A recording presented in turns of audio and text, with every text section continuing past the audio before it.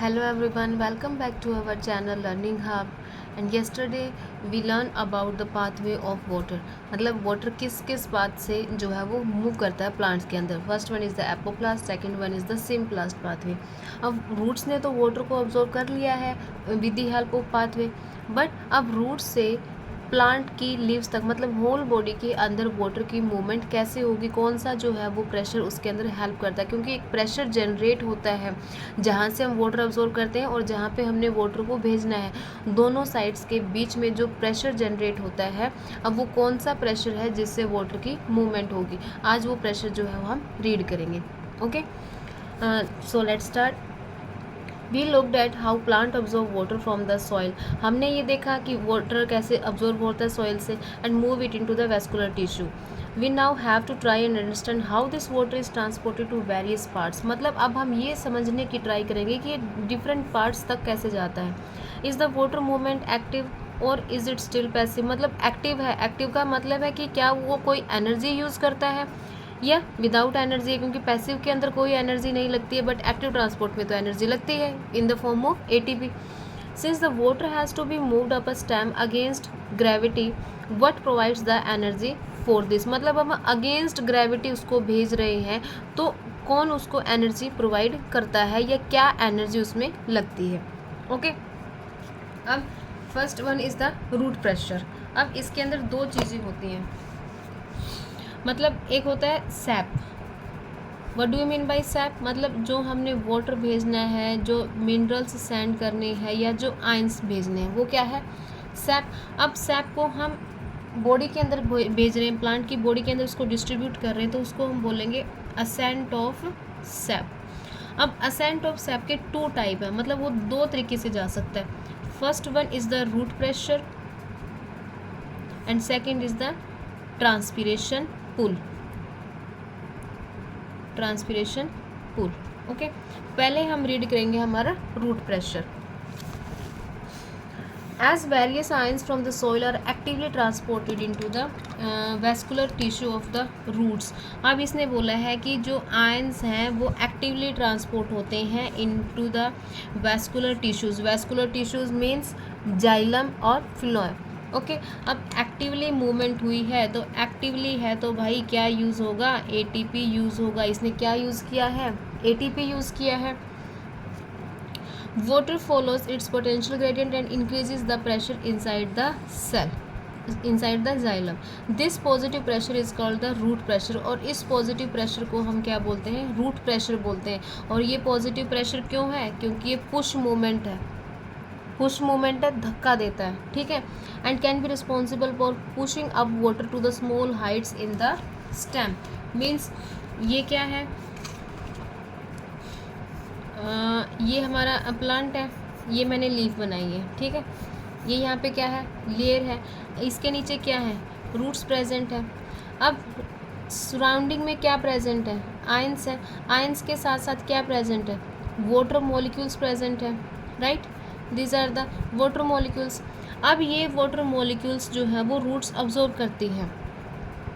Means ये roots क्या है, अपनी तरफ खींच रही हैं वाटर को, सॉरी खींच नहीं रही है. इसके अंदर कौन सा मूवमेंट है, पुशिंग मूवमेंट है. ओके, अब सबसे पहले क्या जाते हैं, आयंस जाते हैं. अब यहाँ पे आयंस प्रेजेंट है, यहाँ पे आयंस प्रेजेंट है, तो ये वाला कौन सा हो गया, हाइपरटोनिक सॉल्यूशन हो गया. क्योंकि हमने रीड किया है ये पहले कि जहाँ पे सॉल्यूट ज़्यादा प्रेजेंट है, आयंस ज़्यादा प्रेजेंट है, तो वो कौन सा सॉल्यूशन हो जाता है, हाइपरटोनिक हो जाता है. और अंदर क्या है, हाइपोटोनिक है. बट पहले क्या जाते हैं, आयंस जाते हैं. अब आयंस जो है वो अंदर मूव करना स्टार्ट कर जाएंगे, तो बाहर क्या है, वाटर ज़्यादा रह जाएगा. अब बाहर वाटर ज़्यादा रहेगा तो इसका ऑस्मोटिक पोटेंशियल, इसका प्रेशर पोटेंशियल क्या होगा, इसका वाटर पोटेंशियल इसका क्या होगा, ज़्यादा होगा. और हमने ये भी रीड किया है कि जो वाटर है वो कैसे मूव करता है, हाइपोटोनिक टू हाइपरटोनिक. मीन्स पहले जब आयंस चले जाएंगे तो ये वाली कंडीशन क्या हो जाएगी, यहाँ पे हाइपोटोनिक हो जाएगी. अब जैसे आयंस जाएंगे तो वो पानी को भी अपनी तरफ क्या करेंगे, खींचेंगे.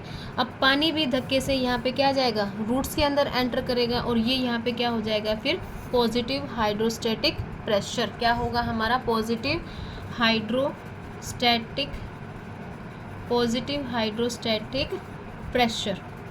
राइट, जो कि रूट प्रेशर को क्रिएट करता है। और एक्टिवली ट्रांसपोर्टेड है मीन्स इसके अंदर क्या यूज़ हो रहा है, एटीपी यूज़ हो रहा है। Pushing for and can be responsible for pushing up water to small heights, but जो रूट प्रेशर है वो सिर्फ स्मॉल हाइट तक ही पॉसिबल है। मीन्स जो स्मॉल प्लांट्स हैं, जो हर्ब्स होती हैं, श्रब्स होती हैं, सिर्फ उन्हीं के अंदर पॉसिबल है वो चीज़ रूट प्रेशर। जो लार्ज प्लांट्स होते हैं, टॉल प्लांट्स होते हैं, उनके अंदर ये चीज़ पॉसिबल नहीं है। Choose a small soft stemmed plant and on a day when there is a plenty of atmospheric moisture। Means हमने एक सॉफ्ट स्टेम ली है और किस दिन ली है, एटमॉस्फेरिक मॉइस्चर, मतलब मॉइस्चर बहुत ज़्यादा है। Cut the stem horizontally cut करनी है हमने।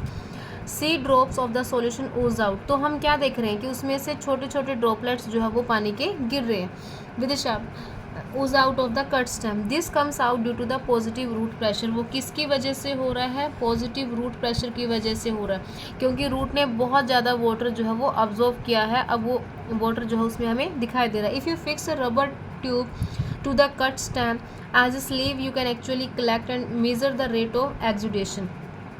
अगर हम वहाँ पे रबर की ट्यूब अप्लाई कर देते हैं तो हम उसको मेज़र कर देते हैं रेट ऑफ एक्सुडेशन, मतलब कितना पानी निकल रहा है हम उसको मेज़र भी कर सकते हैं। Determine the composition of the exudates मतलब जो उसके ऊपर पानी की ड्रॉपलेट्स आ रही हैं उसको बोल रहे हैं। और उसके हम कंपोजिशन भी पता लगा सकते हैं कि इसके अंदर क्या मिनरल्स प्रेजेंट हैं, क्या क्या आयंस इसके अंदर प्रेजेंट हैं। Okay, effect of root pressure is also observable at night. अब जो रूट प्रेशर है वो हमें नाइट में भी दिखाई देता है and early morning when evaporation is low, और अर्ली मॉर्निंग में भी दिखाई देता है। And excess water collects in the form of droplets around the special opening of wings near the tip of the grass blades and leaves many herbaceous parts. Such water loss in its liquid phase is known as a guttation. Means अब ये sunny day है, means ये sunny है, day time है। Day time में क्या होता है, डे टाइम में क्या होता है, सन ज़्यादा होता है, लाइट ज़्यादा होती है, तो वो क्या करता है, ज़्यादा लाइट जब डालते हैं इसके ऊपर तो स्टोमेटा, अभी हमारे लिव्स के ऊपर जो स्टोमेटा है वो क्या रहेंगे, ओपन रहेंगे। अब स्टोमेटा ओपन है तो उतनी ज़्यादा फोटोसिंथेसिस हो गई, ये वाटर भी उतना ही अब्जॉर्व करेगा। अब यहाँ पे प्रेशर लग रहा है, ठीक है। अब जितना ज़्यादा प्रेशर लग रहा है वो एक टाइम आता है कि जो ये ब्रेक है, ये ब्रेक हो जाता है। इनके बीच में जो कोहेशन, मतलब जो कोहेशन फोर्स प्रेजेंट होता है वाटर मॉलिक्यूल्स के बीच में, वो क्या है, ब्रेक हो जाता है। अब ये वाटर ब्रेक ना हो इसलिए जो रूट प्रेशर है अब यहाँ पे काम आएगा, मतलब ये प्रेशर इनके बीच का जो बॉन्ड है वो ब्रेक ना हो, इसलिए जो रूट्स है वो ज़्यादा से ज़्यादा अमाउंट जो है वाटर का अब्जॉर्व करती है, ठीक है। अब दिन में तो ये काम चलता रहता है, बट अब नाइट टाइम आता है, जब नाइट आती है, नाइट में क्या है, सन का कोई रोल नहीं होता है, ओके, डार्क होता है, डार्क है, नाइट टाइम है। अब जो स्टोमेटा ओपन थे अब वो क्या हो जाएंगे, क्लोज हो जाएंगे। अब नाइट के अंदर क्या है, स्टोमेटा जो हमारे क्लोज हो जाते हैं।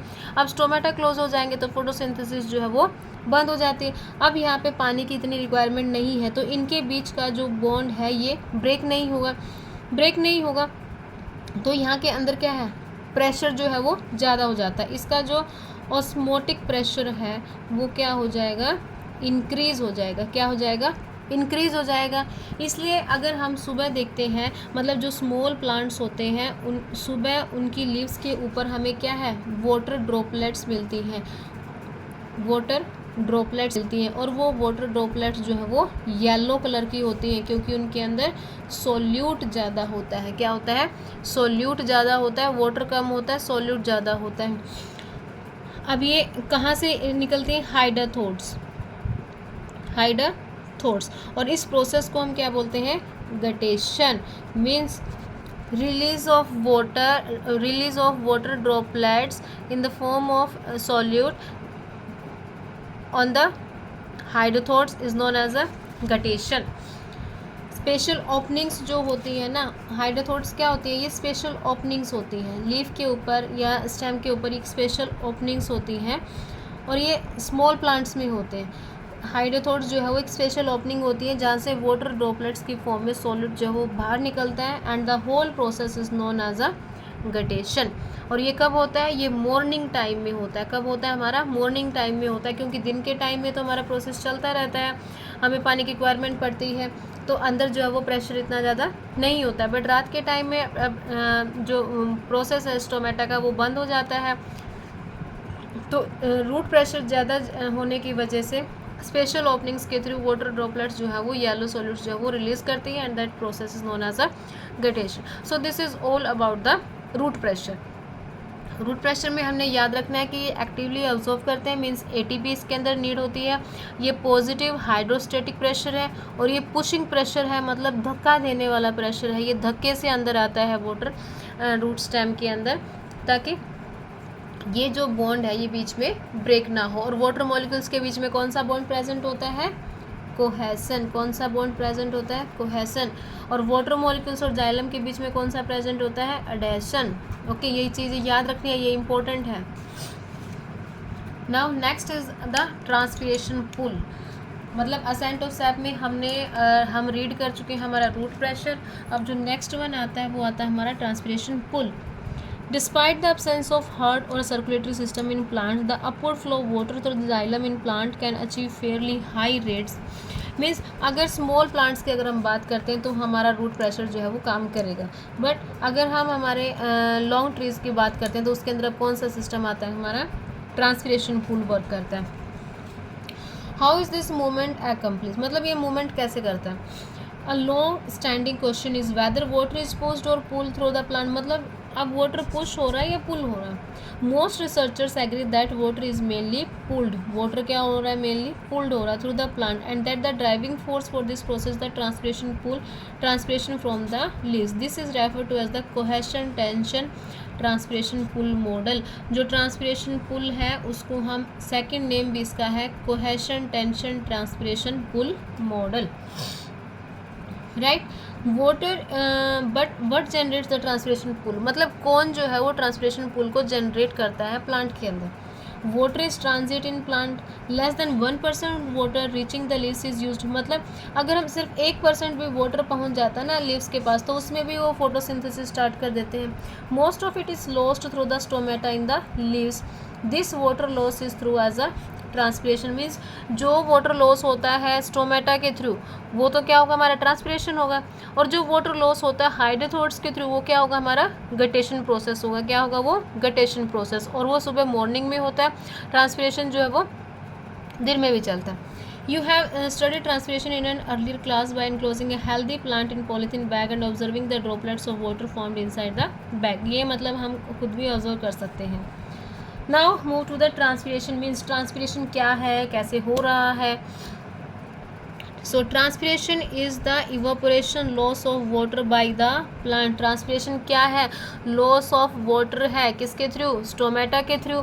It occurs mainly through stomata. Besides the loss of water vapour transpiration exchange of oxygen, means अब स्टोमेटा के दो काम है, स्टोमेटा के अंदर फोटोसिंथेसिस भी हो रही है, मतलब एक्सचेंज भी हो रहा है ऑक्सीजन एंड CO2 गैसेस का, और साथ में क्या काम कर रही है, ट्रांसपिरेशन का भी काम कर रहा है stomata.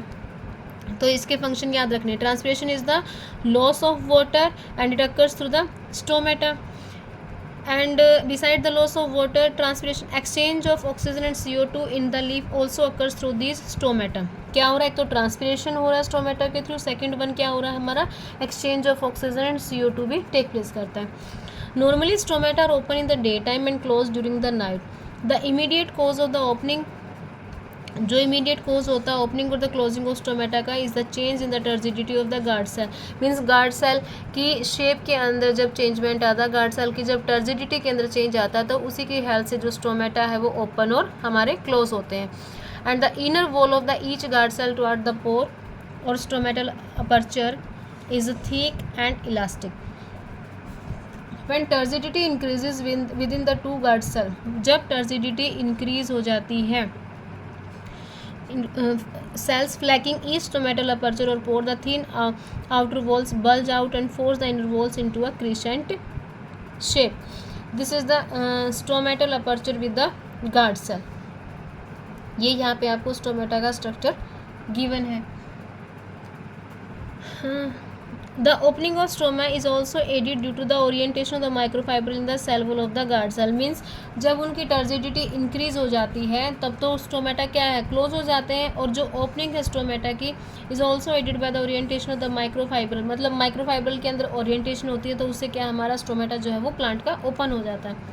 Cellulose microfibrils are oriented radially rather than longitudinally, making it easier for the stomata to open. मतलब ये इसने इसका फिनोमेना बताया कि वो कैसे ओपन होता है और कैसे वो क्लोज होता है. When the guard cells lose turgor due to the water loss, जब guard cell अपना turgor लॉस कर देते हैं, मतलब उनकी जब टर्जिडिटी ख़त्म हो जाती है due to the water loss, the elastic inner wall regain their original shape, the guard cell become flaccid and the stomata closes.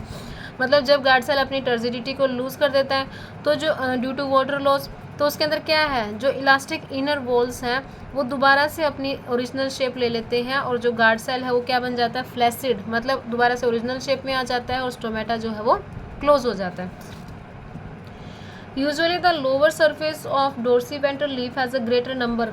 अब ये यहाँ पे क्वेश्चन लाइन बहुत ज़्यादा इंपॉर्टेंट है, ये बहुत बार पेपर के अंदर आई भी हुई है, एज इट इज़ लाइन आई हुई है ये. Usually the lower surface of dorsiventral leaf has a greater number of stomata while. मतलब इसने बताया कि जो डोर्सीवेंट्रल नीचे वाला जो पोर्शन होता है, लोअर सरफेस जो होता है डोर्सीवेंट्रल, वहाँ पे ग्रेटर नंबर में स्टोमेटा जो है वो प्रेजेंट होते हैं. While in an isobilateral leaf they are about equal on both surfaces. और जो आइसोबाइलेटरल होते हैं, जो मोनोकोटिलिडोन होते हैं, मतलब डाइकोटिलिडोन की अगर हम बात करते हैं तो डोर्सोवेंट्रल मतलब नीचे वाले पोर्शन पे ज़्यादा नंबर में स्टोमेटा प्रेजेंट होते हैं. अगर हम मोनोकोटिलिडोन की बात करते हैं तो आइसोबाइलेटरल मतलब दोनों सरफेसेस पर इक्वल नंबर में स्टोमेटा जो है वो प्रेजेंट होते हैं. और ये लाइन इंपॉर्टेंट है, ये बहुत बार आई भी हुई है. एज इट इज़ लाइन आ जाती है, केवीएस में तो एज इट इज़ लाइन आती है एनसीईआरटी, इसलिए हमने एनसीईआरटी रीड जो है वो लाइन टू लाइन रीड करना बहुत इंपॉर्टेंट है. Transpiration is effected by the several external factors. अब ट्रांसपिरेशन किस किस का इफेक्ट करता है, टेम्परेचर का, light, humidity, wind speed. Plant factors that effect transpiration include number and distribution of stomata, percentage of open stomata, water status of the plant and the canopy structure. Okay, ये जो factors हैं हमारे transpiration को क्या करते हैं, effect करते हैं. Transpiration is effected by the several external factors, temperature, light, humidity, wind speed. और प्लांट के कौन कौन से फैक्टर हैं, distribution of stomata, percentage of open stomata, water status of the plant, canopy structure etcetera.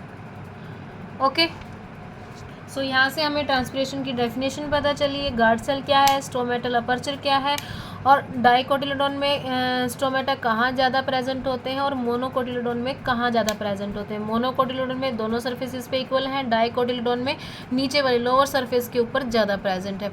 और transpiration क्या होता है, it is a loss of water by the plants and mainly occurs through the stomata. Right, now move to the next phase. The transpiration driven ascent of xylem sap depends mainly on the following physical properties of water. अब 3 physical properties आती हैं जो कि very important है. First one, cohesion, adhesion and the surface tension. Cohesion is the mutual attraction between the water molecules. Water molecules, ये water molecule है, ये water molecule है, वाटर, इनके बीच का जो अडहेशन होता है, इनके बीच का जो बॉन्ड होता है, कोहेशन प्रॉपर्टी कहलाएगी. Next is the adhesion, attraction of water molecules to polar surfaces such as the surface of tracheary elements. Means ये वाटर मॉलिक्यूल्स हैं और ये क्या है, ट्रैक्टरी एलिमेंट है. अब इनके बीच का जो बॉन्ड होगा वो क्या होगा, हमारा अडहेशन होगा. Water molecules are attracted to each other in the liquid phase more than to the water in the gas phase. Surface tension क्या होता है, मतलब जो water molecules हैं जब वो liquid form में होते हैं तो वो एक दूसरे की तरफ ज़्यादा अट्रैक्ट करते हैं as compared to the gas phase. Gas phase में क्या है, वो easily randomly इधर उधर मूव कर रहे हैं, ठीक है, उनके ऊपर किसी चीज़ का प्रेशर नहीं है. बट लिक्विड के अंदर क्या है, वो ज़्यादा अट्रैक्टेड रहते हैं, तो वो क्या होगा, हमारा सरफेस टेंशन. ये डेफिनेशन जो है वो लर्न करनी है, तीनों की तीनों डेफिनेशन मोस्ट इम्पॉर्टेंट है for our exam. These properties give water high tensile strength. अब वाटर क्या है, हाई टेंसिल स्ट्रेंथ प्रोवाइड कर रहा है, that is an ability to resist a pulling force and high capillarity. तीनों प्रॉपर्टी क्या क्या चीज़ प्रोवाइड कर रही है, टेंसिल स्ट्रेंथ प्रोवाइड कर रही है, मतलब उनके बीच का बॉन्ड जो है वो उसको ज़्यादा स्ट्रेंथ, ज़्यादा बॉन्ड प्रोवाइड कर रही है। Ability to resist a pulling force and high capillarity, ability to rise, capillarity होता है ability to rise in a thin tubes, मतलब ये एक थिन ट्यूब है, मतलब ये एक थिन स्टेम है, इसके अंदर ऊपर तक राइज करने की एबिलिटी भी उसको प्रोवाइड करती है, तो वो क्या होगी हमारी high capillarity, ability to rise in a thin tubes. In plants capillarity is aided by the small diameter of the tracheary element, the tracheids and the vessel elements. अब क्या है, the process of photosynthesis require water. अब photosynthesis के लिए हमें water चाहिए। The system of xylem vessels from the root to leaf vein can supply the needed water. जो xylem है, अब जितना लीफ को पानी चाहिए वो उसको सप्लाई कर देता है through vessels, xylem vessels. But what force does a plant use to move water molecules into the leaf parenchyma cells where they are needed. मतलब उसको क्या चीज़ फोर्स करती है प्लांट को कि जो वाटर मॉलिक्यूल्स मूव कर रहा है उसको वो वाटर मॉलिक्यूल यूज़ करना है। As water evaporates through the stomata, मतलब जब स्टोमेटा से वाटर इवोपरेट हो जाता है, since the thin film of water over the cell is continuous, फिर भी वो जो थिन फिल्म होती है वाटर की वो कंटिन्यूस रहती है। It results in pooling of water, क्या करता है वो वाटर को खींचने की हेल्प करता है molecule by molecule into the leaf from the xylem. because of the lower concentration of water vapor in the atmosphere as compared to the substomatal cavity and intercellular spaces, water diffuses into the surrounding air. This creates a pull, और ये क्या generate करता है, एक पुल generate करता है। मैं आपको इसका डायग्राम बना के दिखाती हूँ, उसके बाद आप इसको इजीली अंडरस्टैंड कर पाएंगे, राइट। ये क्या है भाई, हमारा एक प्लांट है, ठीक है। इस पे मैंने क्या बनाया, ये हमारा स्टोमेटा है और ये क्या है, हमारी रूट है, राइट। अब हमारा डे टाइम चल रहा है, ठीक है, सन है तो अब हमारा क्या होगा, फोटोसिंथेसिस टेक प्लेस करेगा। अब फोटोसिंथेसिस क्या है, यहाँ से जो वाटर मॉलिक्यूल्स आ रहे हैं, ये एक थिन फिल्म है, हाई कैपिलैरिटी थिन फिल्म है। थिन फिल्म के जो वाटर मॉलिक्यूल्स हैं वो आ रहे हैं, अब उनको क्या है, स्टोमेटा यूज़ कर रहा है, किसके अंदर यूज़ कर रहा है, वो फोटोसिंथेसिस के अंदर यूज़ कर रहा है, क्योंकि यहाँ पे क्लोरोप्लास्ट प्रेजेंट होता है, क्लोरोफिल, जिसकी हेल्प से फोटोसिंथेसिस जो है वो अपना रोल प्ले कर रही है। ये काम तो हो गया। अब स्टोमेटा का दूसरा काम भी क्या है, ट्रांसपिरेशन है, राइट। अब डे टाइम है तो यहाँ से क्या होगा, वाटर जो है वो रिलीज़ होगा, वाटर भी क्या होगा, रिलीज़ होगा, किस फॉर्म में होगा, गैसियस फॉर्म में होगा और लिक्विड फॉर्म में भी हो जाता है। अब यहाँ से जो वाटर रिलीज़ होगा वो वाटर कहाँ मिल जाएगा, विंड में मिल जाएगा, ठीक है। विंड में मिलने के बाद अब इसमें क्या हो रहा है, देखो ये यहाँ से वाटर ऑब्जॉर्व कर रहा है, यहाँ से वाटर निकल रहा है, ठीक है। अब यहाँ पे क्या हो जाएगा, वाटर ज़्यादा हो जाएगा। अब यहाँ का प्रेशर ज़्यादा है, यहाँ का कम है, तो ये वाटर दोबारा से कहाँ चला जाएगा, डाउन चला जाएगा। रूट्स उसको दोबारा से ऑब्जॉर्व करेंगे और रूट्स उसको दोबारा से ऑब्जॉर्व करेंगे तो वो दोबारा से ऊपर की तरफ जाएगा। तो ये क्या है, एक नेगेटिव हाइड्रोस्टैटिक प्रेशर। क्या है ये, एक नेगेटिव हाइड्रोस्टैटिक प्रेशर। और यही चीज़ यहाँ पे भी एक्सप्लेन की गई है। जाइलम है, जाइलम ने क्या दिया, पैलिसेड लेयर, ठीक है, जहाँ पे हमारा क्लोरोफिल प्रेजेंट होता है, स्टोमेटा प्रेजेंट होता है। यहाँ पे अब स्टोमेटा हमारा प्रेजेंट है, हमने यहाँ से इसको क्या दे दिया, वाटर प्रोवाइड कर दिया। अब स्टोमेटा फोटोसिंथेसिस चल रहा है और स्टोमेटा से ही क्या है, हमारा वाटर जो है वो रिलीज़ आउट हो रहा है। कहाँ होगा रिलीज़ आउट, सराउंडिंग एयर के अंदर होगा। सराउंडिंग एयर से ही दोबारा वो क्या हो जाएगा, रूट्स के अंदर चला जाएगा। तो ये क्या है, एक पुल जनरेट कर रहा है। Measurements reveal that forces generated by the transpiration can create pressure sufficient to lift a xylem sized column of water over 130 meter high, मतलब 130 मीटर हाई तक वो वाटर को पहुंचा सकता है। और ये सब किसकी वजह से पॉसिबल है, हमारा ट्रांसपिरेशन पुल की वजह से पॉसिबल है। ये मच्छर कहाँ से आ गया? उठ। राइट तो ये सारा प्रोसेस है असेंट ऑफ सैप का, जिसके अंदर दो प्रोसेस होते हैं, root pressure and the transpiration pull. Root pressure जो है वो एक पुशिंग मोमेंट होता है। Pushing moment means positive hydrostatic pressure है, और जो ट्रांसपिरेशन पुल है हमारा वो एक पुलिंग मोमेंट होता है जो कि एक नेगेटिव हाइड्रोस्टेटिक प्रेशर है। इसमें हम नीचे से ऊपर की तरफ खींच रहे हैं, नीचे से ऊपर की तरफ खींच रहे हैं वाटर को। Okay so this is all about our water movement of a plant. Means water कैसे मूव कर रहा है प्लांट के अंदर, रूट प्रेशर से और ट्रांसपिरेशन पुल से। Root pressure is only for the short plants, small herbs, small shrubs etc. And the transpiration pull is mainly for the tall trees. For example over the 130 meter high तक ये plant को जो है वो भेज सकते हैं। So it's all about today. Thank you.